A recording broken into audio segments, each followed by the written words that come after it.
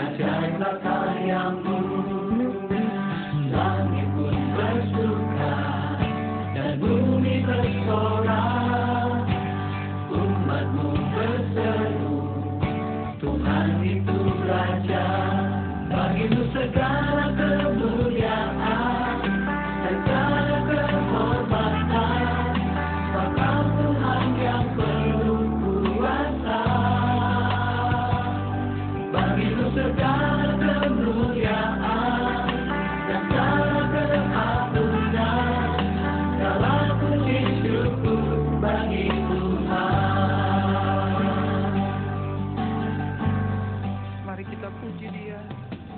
Kau Tuhan yang besar, ajaiblah kuasa-Mu. Sudah, kita akan sambut saudara kita jauh-jauh, saudara kita Mongol.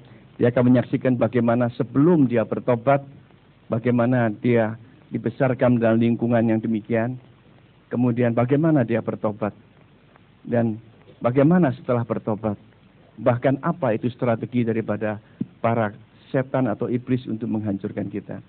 Kita berikan kesempatan.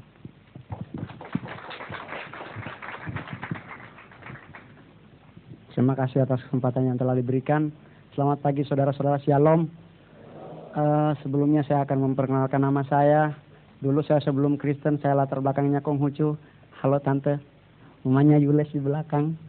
Kebetulan sama-sama dari GC Manado, dan saya di GC Manado melayani juga. Nomor kovenan saya 057 Kalvari 98. Saya ke Jakarta sebenarnya jujur nyari gereja GC, tapi saya nyampainya di Priuk tanya sama tante saya, gereja GC di mana? Tantenya justru nanya, emangnya ada gereja dokter-dokter ya di Jakarta? Karena namanya gereja GC. Tapi saya akan lanjutkan bahwa saya akan memperkenalkan nama saya. Dulu saya sebelum bertobat saya Konghucu, dan saya mempunyai masih nama Tionghoa. Tapi setelah bertobat saya pakai nama Roni Kansil, tapi saya di Manado terkenal dengan nama Mongol. Dan saya akan menyaksikan tentang kasih karunia Tuhan kepada saya, bagaimana saya diubahkan Tuhan dari gelap kepada terangnya yang ajaib, dan ini berlaku dalam kehidupan saya. Sama seperti tadi Bapak jelaskan tentang dedikasi anak, saya pernah terlibat dalam satu sekte sesat yang pernah heboh tahun 97, 98, 99 sampai 2000 dan bahkan sampai sekarang, dan saya tetap dilayani di GC Manado. Saya pernah terlibat dalam satu sekte sesat yang namanya Satanic of Church, yang atau hebohnya gereja setan.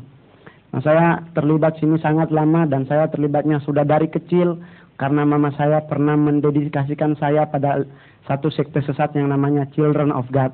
Sedangkan Children of God adalah satu bagian dari gereja setan. Nah, saya didedikasikan kepada mereka waktu mama saya lagi hamil, karena alasan mama saya waktu itu kebingungan. Soalnya saya adalah anak, dan saya perkenalkan bahwa saya adalah anak ke-19 dari 26 orang anak, dan saya adalah anak pertama laki-laki, dan saya adalah generasi ke-42 dari Kaisar Qing, dari Raja-Raja Mongolia. Nah, saya terkenal dengan nama Mongol karena papa saya adalah orang Mongolia asli, dan mama saya adalah istri ketiga statusnya. Dan kami berkakak adik 22 perempuan dan 4 orang laki-laki, dan saya laki-laki pertama.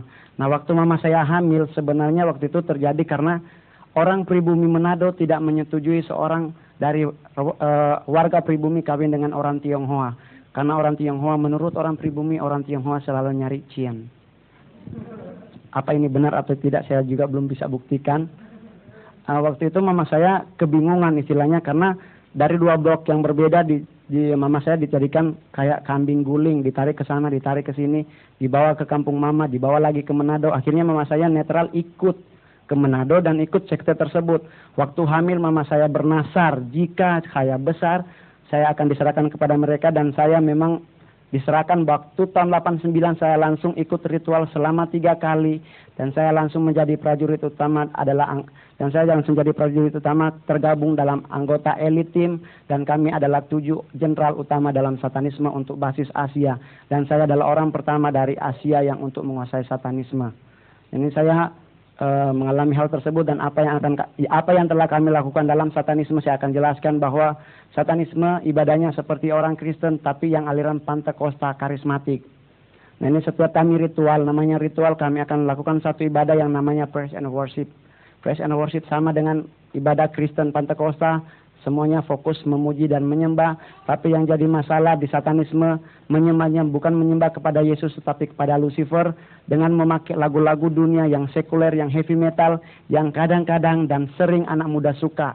Contoh seperti lagunya Sympathy for the Devil dari Guns N' Roses, and lagu Frozen dari Madonna, and Scream dari si Janet Jackson dan Michael Jackson. Lagu-lagu tersebut kami pakai setiap kali ritual.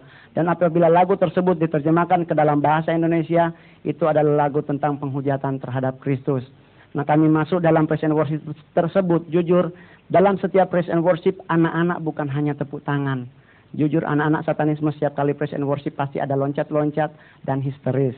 Nah, ini di Manado diterapkan bahwa setiap kali praise and worship harus loncat-loncat dan tepuk tangan. Nah, ini karena saya di Manado di GC, jujur saya sampai kaget waktu pertama kali ke tempatnya Pak Handoyo di Kebun Jeruk. Saya kaget, kok IFGF GC. GC ya, oh haleluya, saya ketemu GC ternyata di Jakarta. Nah, puji Tuhan, saya akan jelaskan tentang setelah kami lakukan praise and worship, kami lakukan satu sesi yang namanya pembacaan firman. Tapi yang kalau Kristen pembacaan Holy Bible atau Alkitab, tapi kalau dalam satanisme namanya Satanic Bible. Setiap kali ritual kami harus bacakan amandemen pertama tentang prinsip Mesias. Di satanisme yang jadi Mesias adalah Lucifer. Dan ini harus diterapkan dan harus diketahui setiap anggota bahwa yang Mesias bukan Yesus. Alasan pertama, karena Yesus mama dan papanya orang bumi. Maria dan Yusuf berasal dari bumi, dan Yesus sendiri pun lahir di bumi, dan lebih terhina lagi Yesus lahir di kandang binatang. Sedangkan untuk jadi Mesias setidaknya dia harus lahir di istana. Nah, waktu itu dia katakan bahwa yang jadi Mesias adalah Lucifer, karena Lucifer diutus dari surga ke bumi. Setelah saya bertobat, saya baca Alkitab, back to the Bible, di kitab Yesaya, Yeremia, dan Yehezkiel, ternyata Lucifer bukan diutus, tapi dibuang. Kalau di Meruya ada yang nanya, Kak Mongol, kenapa kok Lucifer dibuang ke bumi? Tuhan gak adil. Saya langsung jawab, gak mungkin Tuhan buang ke Pluto, karena di Pluto gak ada orangnya. Yang ada hanya bumi. Nah, setelah kami masuk dalam sesi pembacaan firman, kami langsung masuk dalam satu sesi yang sangat penting, yang seperti orang Kristen juga adalah perjamuan kudus. Yang membedakan hanya di Kristen minum anggur dan makan roti, tapi di satanisme adalah minum darah bayi dan makan organ tubuh bayi. Saya jelaskan, ini harus saya jelaskan karena jangan sampai membingungkan jemaat. Karena dulu waktu kesaksian teman saya Rina dan Laura, banyak kan orang telepon karena jangan-jangan anak saya di rumah sakit akan dirampok oleh satanisme. Jujur tidak, yang jadi patokan dan jadi tolak ukur yang akan diminum bukan bayi yang telah lahir, tapi bayi hasil aborsi. Dan Manado terkenal sebagai pusat aborsi di seluruh Indonesia terbesar. Nah, ini bayi-bayi tersebut, dan biasanya orang belum pernah menggugurkan kandungan usia kandungan 1 bulan atau 2 bulan. Pasti dia 3 atau 4 bulan, sedangkan jika kandungan tersebut 3 atau 4 bulan dia udah terbentuk. Nah, ini yang dimakan sambil kami dengar praise and worship-nya yang pakai lagu Imagine punya John Lennon. Nah, ini dalam bentuk instrumentalia, dan setelah kami selesai perjamuan kudus, kami masuk satu sesi yang terakhir yang sangat penting, namanya santap kasih bersama. Di gereja santap kasih adalah makan-makan, tapi kalau di satanisme adalah melakukan hubungan seks bebas di antara sesama yang hadir. Ini tiada yang melarang, terserah cewek mau cari cowok atau cowok cari cowok atau cewek cari cewek. Ini terserah Anda, tidak ada yang melarang. Tapi sebelum masuk ke santap kasih, kami ada satu poin yang namanya perjanjian darah. Ini perjanjian darah ini maksudnya setiap kali, kan kalau di gereja justru kalau di Manado ya, di GC kan biasanya kalau Pastor Abraham ngomong, siapa yang baru pertama kali hadir, kami undang bangkit berdiri, di kiri kanan berikan salam. Ini di GC Manado. Kalau di satanisme lain, di satanisme siapa yang baru pertama kali hadir, dia akan disuruh pindah ke tempat yang sendiri, yang satu tapi dalam satu ruangan, mungkin di arah ke pojok. Setelah sampai di pojok, biasanya saya yang ambil pimpinan, karena saya pimpinan, saya akan perintahkan bahwa setiap yang baru pertama kali hadir, dia harus mengeluarkan darah dari organ tubuhnya. Apa dia mau dari hidung, dari mana kek, sampai dari jempol kaki, terserah, yang penting dari tubuh. Nah, setelah darah tersebut terkumpul, ini akan dicampur dengan darah bayi, dan juga ada beberapa binatang tertentu yang sebenarnya jijik. Ini akan dibacain mantra. Setelah selesai baca mantra, diharuskan minum. Ini juga berlaku pada prinsip orang Tionghoa untuk menjadikan kakak beradik saudara, biasanya ada perjanjian darah. Nah, ini perjanjian darah tersebut sangat dilakukan, dan kenapa justru apabila sudah melakukan perjanjian darah, orang tersebut nggak bisa keluar dari aliran satanisme. Nah, setelah kami selesai dalam perjanjian darah tersebut langsung masuk ke santap kasih. Setelah santap kasih lagi berlangsung, ini VVIP termasuk 7 jenderal utama harus meeting. Kami punya meeting ini mengevaluasi apa yang telah kami kerjakan selama seminggu. Kami harus evaluasi mana yang sukses, mana yang tidak. Nah, kami mempunyai tugas-tugas tertentu. Ini nyusup ke gereja. Ini nyusupnya nanti tergantung gerejanya, jujur tergantung gereja. Apabila dia gereja Protestan Katolik Roma, kami nyusup mulai dari ibadah pertama sampai ibadah selesai. Tapi apabila kami nyusup di area gereja yang aliran Pantekosta Karismatik, kami nyusup hanya di area seputaran firman Tuhan. Karena untuk masuk dalam satu sesi di Pantekosta ada terkenal satu sesi yang namanya praise and worship. Anak satanisme tidak bisa dengar praise and worship. Nah, jujur ini satanisme kerjanya nyusup-nyusup. Nah, ini juga ada contoh satu teman saya yang namanya Mario, tanggal 14 Februari tahun 2000 dia nyusup ke Gisi. Waktu dia nyusup ke Gisi mulai praise and worship, Mario langsung kelabakan dan langsung muntah darah dan langsung dilayani di tempat tersebut. Langsung dibawa cover Pastor Abraham, Pak Yusak Kere, papanya Ana, itu banyak, Pak John Kilis, mereka langsung cover karena kebetulan dia mau nyusup, dia nggak tahu gereja ini dipikirnya Protestan karena memang kerjanya satanisme nyusup. Nah, dia nyusup di waktu firman Tuhan dengan cara apabila jujur waktu firman Tuhan dibentangkan fokus manusia sebenarnya ke arah firman.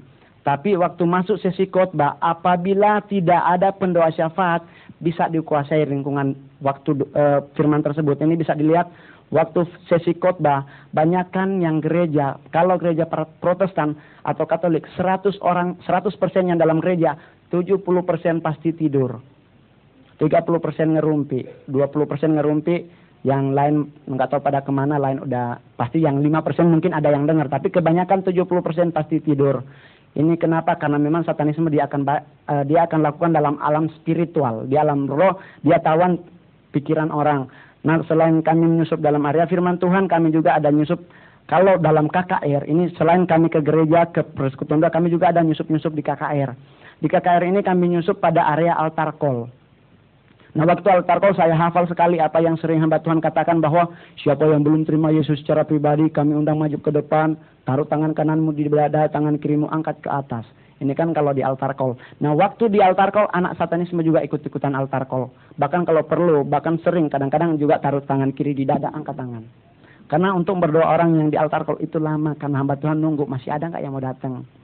Nah, ini anak satanisme sebenarnya dia udah mulai baca mantra, dia udah mulai baca mantra. Mantra tersebut biasanya yang bisa tahu adalah pendoa syafaat.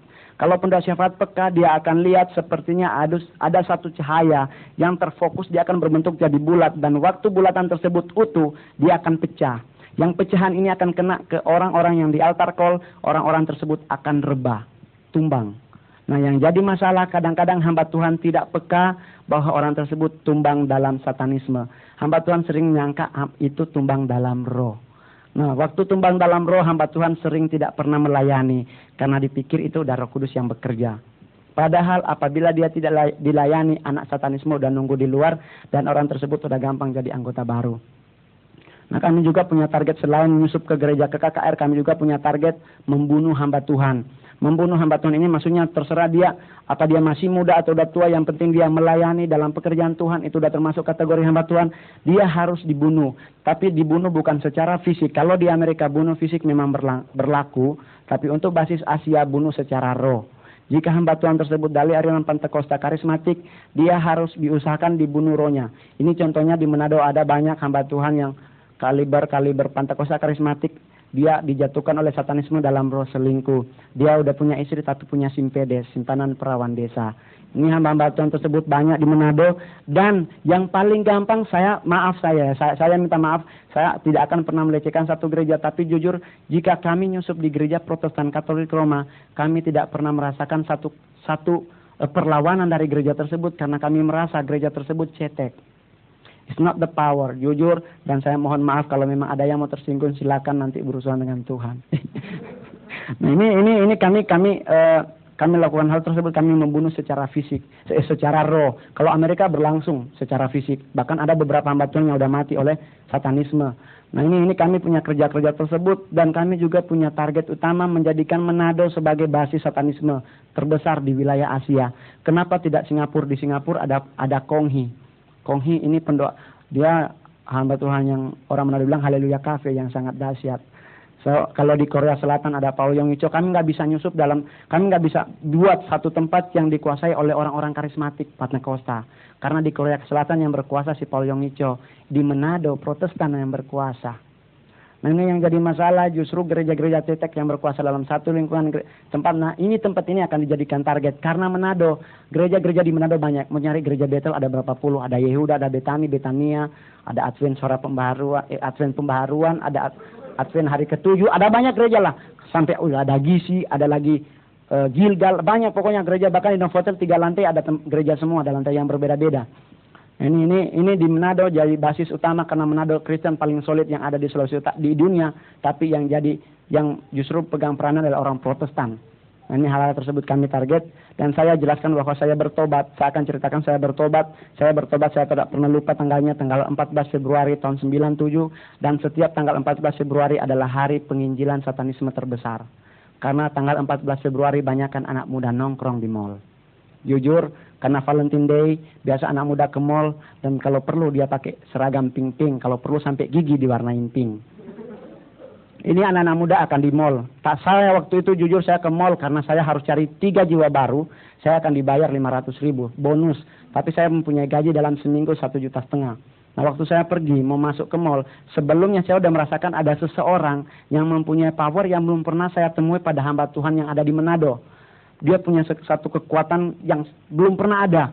Nah tapi karena saya dasarnya sombong, saya akan waktu itu saya ngomong Michael Jackson menguasai pentagram sampai tingkat 3, sedangkan saya menguasai pentagram sampai tingkat 1. Berarti tinggian saya. Pasti hamba Tuhan ini bisa saya jatuhkan. Pentagram tingkat 2 pasti dia bisa jatuh. Tapi waktu saya mau masuk ke matahari, hamba Tuhan tersebut ternyata mau keluar.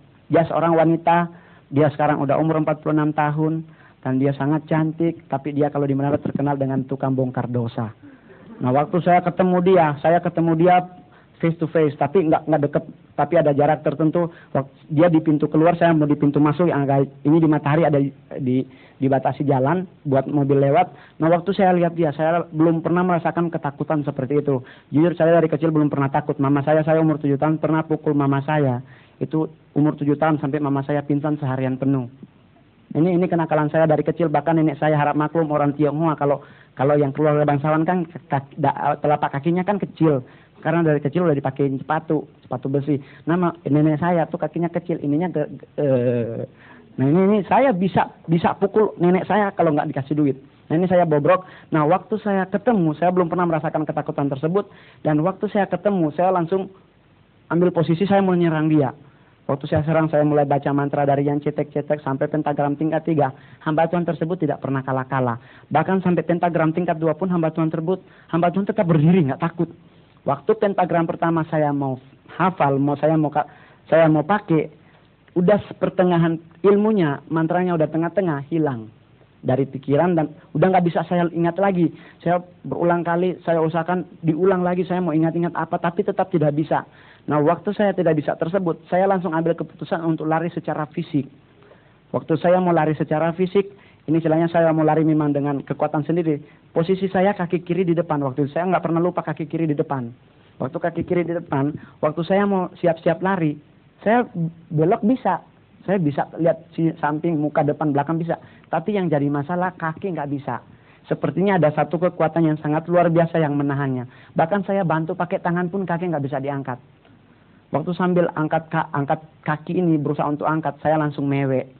Saya langsung nangis dan hamba Tuhan tersebut ngomong bahwa itu anak udah mewek. Jujur saya orang Manado nggak ngerti apa arti kata mewek.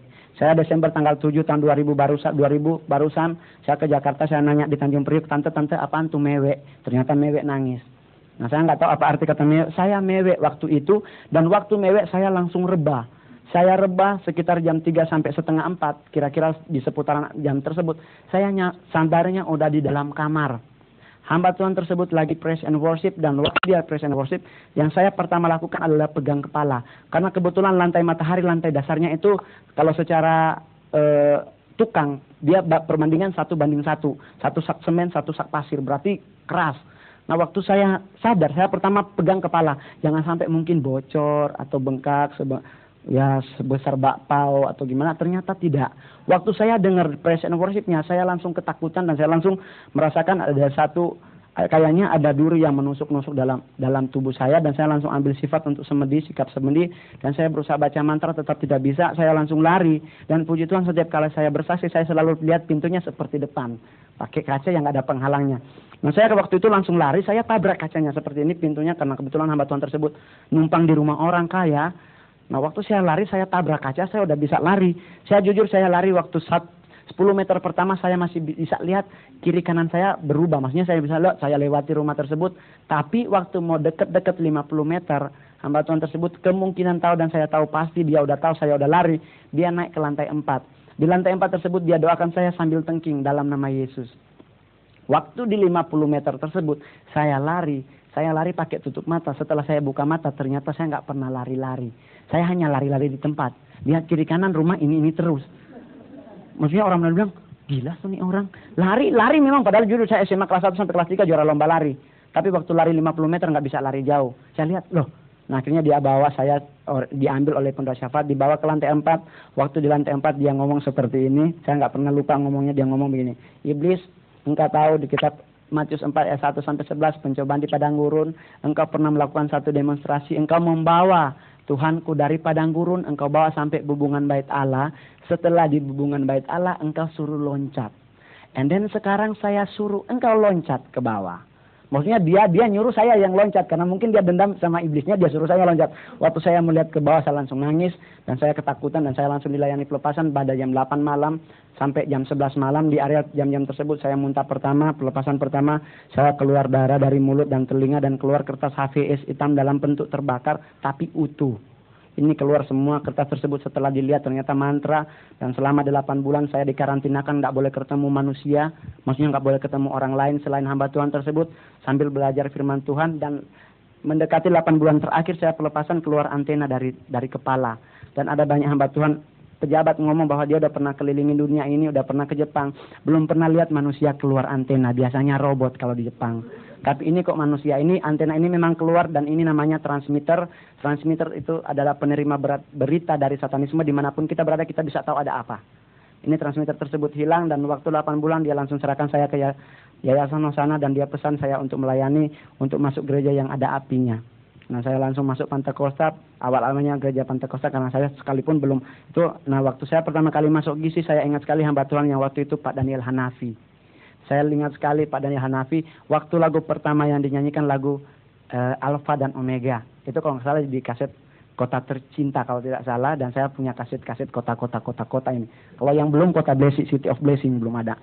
Nah ini saya waktu pertama kali masuk, dan saya pertama kali masuk di tempat GISI. Jujur saya waktu itu pertama kali saya ragu-ragu, karena GISI menempati tempat satanisme ritual.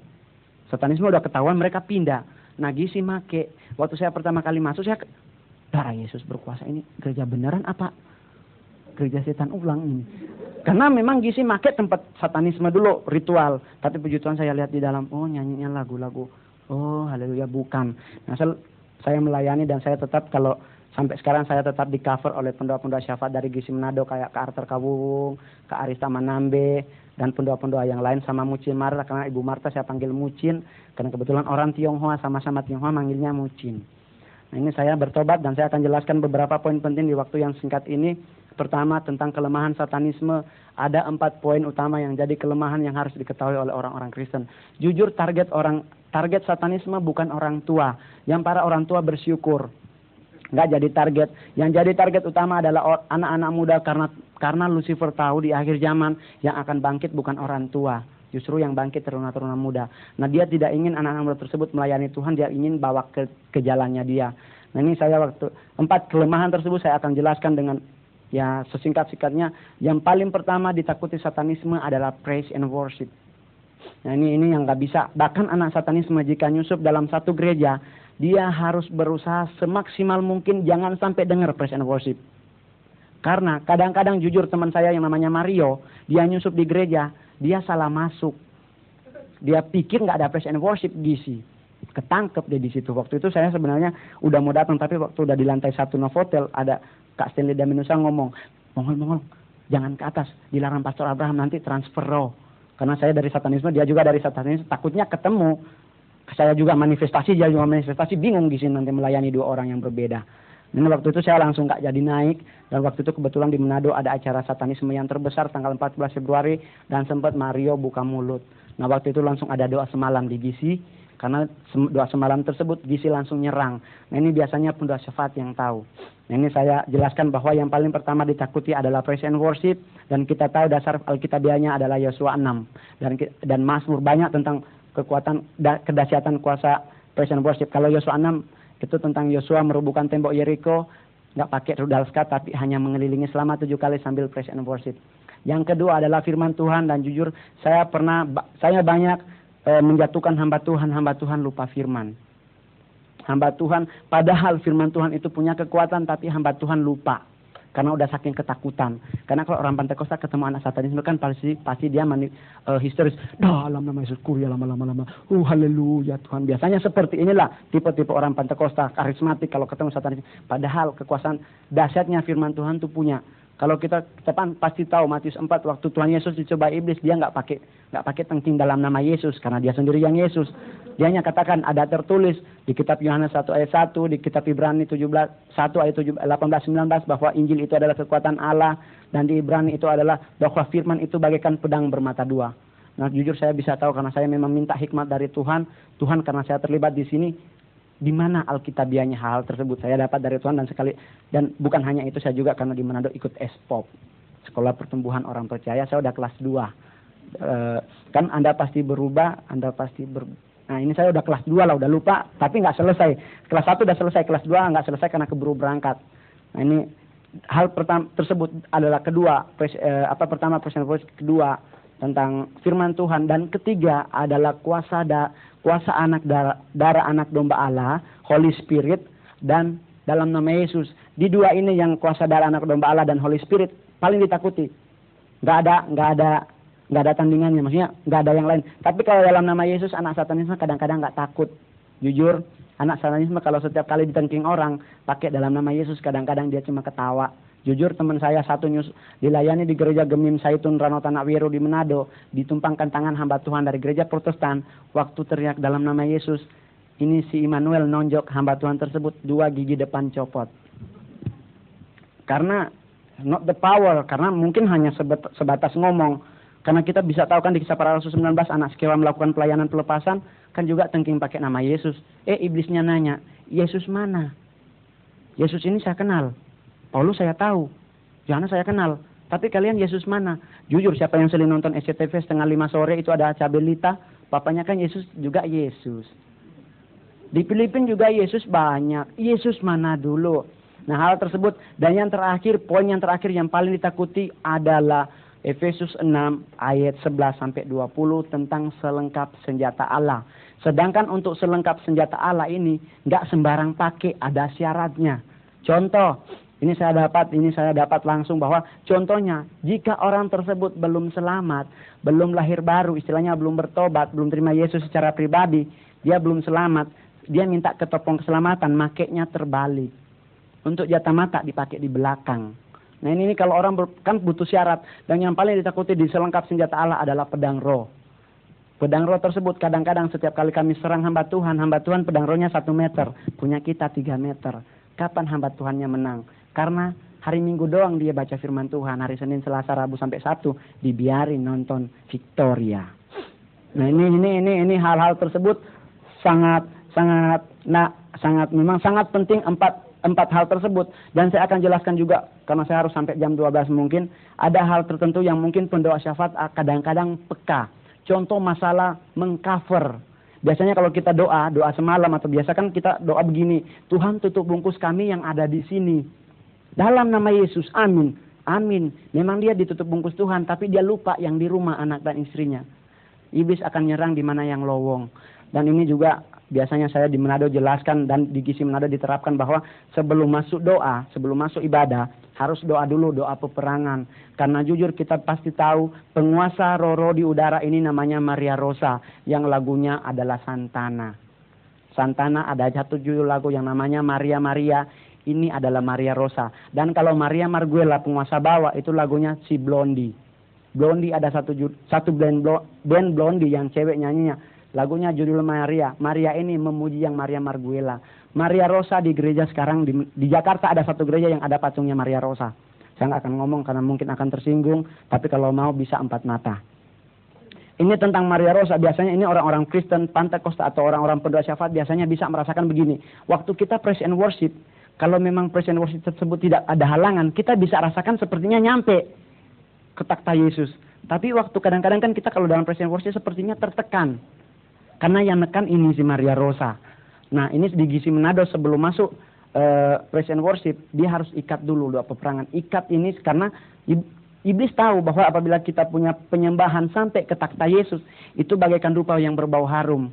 Tapi yang menjadi masalah si Maria Rosa ini mengkat supaya jangan sampai. Nah kadang-kadang kita bisa merasakan waktu praise and worship sepertinya gimana gitu, tertekan. Nah ini di Gisi Manado karena kebetulan ada 2 orang satanisme dan sering kupas karena kebetulan pendoa-pendoa ya kayak Pak Vicky Tampatonda, dan Pak Vicky Tampatonda jujur dia yang mengcover ke saya, dan sampai sekarang setelah dari Ibu Indri dia yang cover, bahkan dia punya satu statement bahwa apabila saya kembali lagi ke satanisme Pak Vicky akan bunuh secara fisik.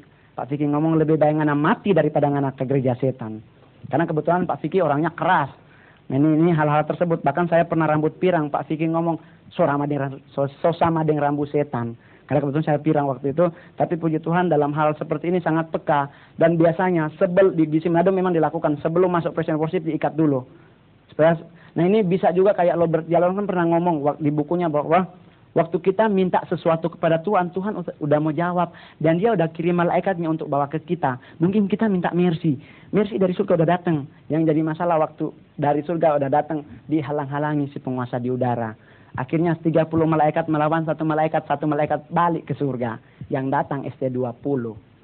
Ini hal tersebut karena yang jawab udah bukan Yesus, udah si Maria Marguel. Ini contoh seperti doa Katolik. Katolik mengenal 2 doa yang namanya doa novena dan doa rosario. Di antara dua doa ini yang sering dijawab adalah doa novena. Sedangkan yang sering nyebut nama Maria adalah doa rosario. Kenapa? Karena doa rosario nggak pernah sampai kepada Yesus. Yesus pemama kepada Maria. Karena nyampenya kepada Maria Rosa. Maria Rosa tambah 3 huruf Rio jadi Maria Rosario.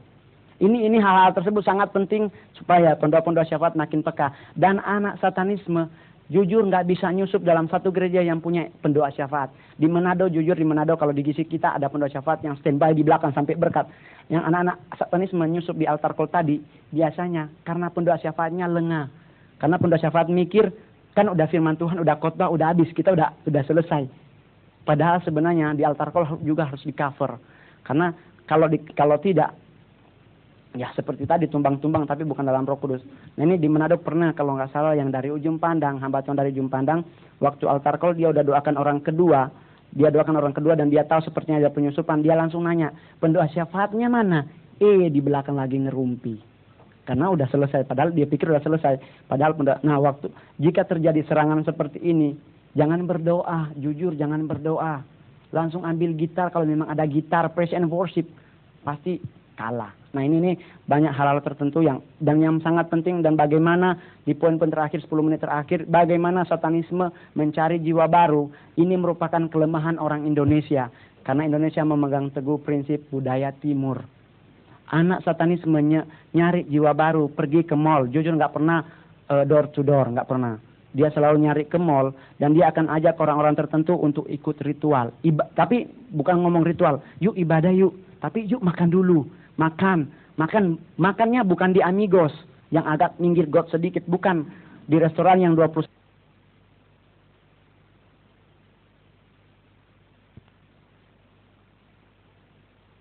Makan ini yang ajak dia biasanya manggil waitersnya, minta bilnya nanya berapa, pasti 3 juta 4 juta. Ini yang ikut biasanya 10 orang lebih, harus 10 orang lebih, nggak boleh kurang. Biasanya langsung mikir, wow 3 juta, wow 4 juta. Nah waktu udah selesai dibayar pakai kredit card, udah ada bilnya sama yang bayar tadi, yang kiri kanannya akan minta, lihat dong bonnya, lihat, wow 4 juta. Ini yang 10 orang yang diajak akan lihat semua. Nah dia akan lihat semua. Setelah dia lihat semua, langsung yang undang langsung ngomong ibadah yuk, khusus anak muda.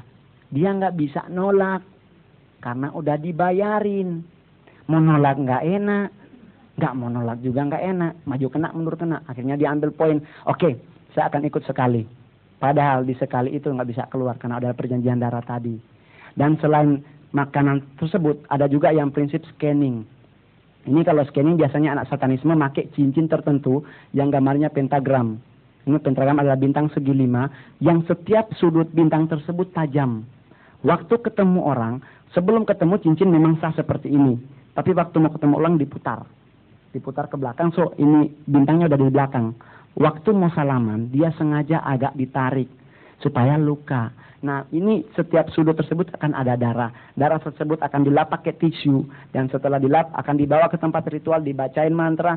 Nah, waktu di tempat ritual tersebut, orang sekalipun dia ada di Surabaya, ritualnya ada di Tanjung Priuk, orang tersebut akan datang karena udah telepati tingkat tinggi. Nah, hal tersebut sangat penting bagaimana kita mengcover anak-anak muda kita karena memang tujuan nggak ada orang tua. Dan di Manado kan sempat juga terjadi perdebatan karena katanya gereja setan ini nggak benar, nggak ada di Alkitab. Padahal jujur di Alkitab, di dalam kitab Wahyu 3 ayat 9 di situ ada kok gereja setan, namanya Synagogue of Satan. Ini adalah gereja setan. Gereja setan mengenal 3 trinitas seperti Kristen, Allah Bapa, Allah Anak, dan Roh Kudus. Satanisme punya Lucifer, Antikris, dan nabi-nabi palsu.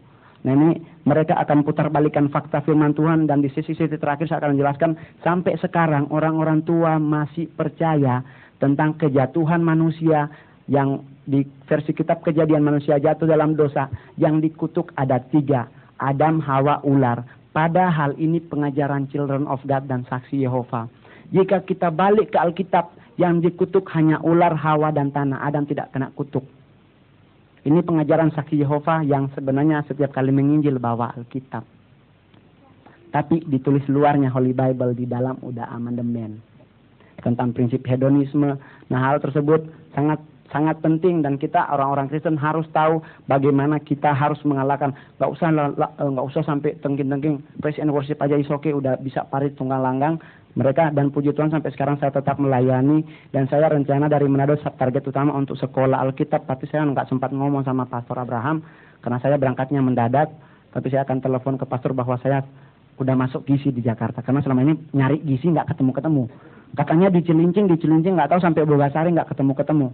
Ini puji Tuhan sampai sekarang saya tetap melayani, dan saya akan tetap berbakti sampai selesai di sini. Kalau memang ada yang kepingin ketemu, kepingin tanya-tanya tentang produk satanisme menguasai 90%. Produk mereka di supermarket ini ada 90%.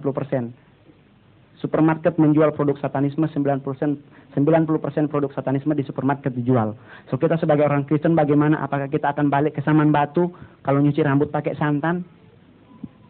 Sedangkan setiap kali satu produk, satu sampo, seumpama dia satu sampo 10% masuk ke satanisme.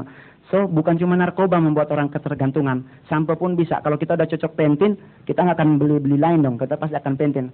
10% masuk satanisme dan kita akan jadi donatur secara tidak langsung. Kalau kita di Manado sebelum beri produk, kita doakan dulu pemutus hubungan supaya nggak akan terjadi apa-apa. Puji Tuhan sampai di sini mungkin kesaksian saya. Kalau ada yang mau nanya bisa sebentar atau bagaimana, karena kebetulan saya udah tahu ada gizi di Mega Mall Pluit, saya tinggal di Tanjung Priuk dekat, saya akan ke sini terus.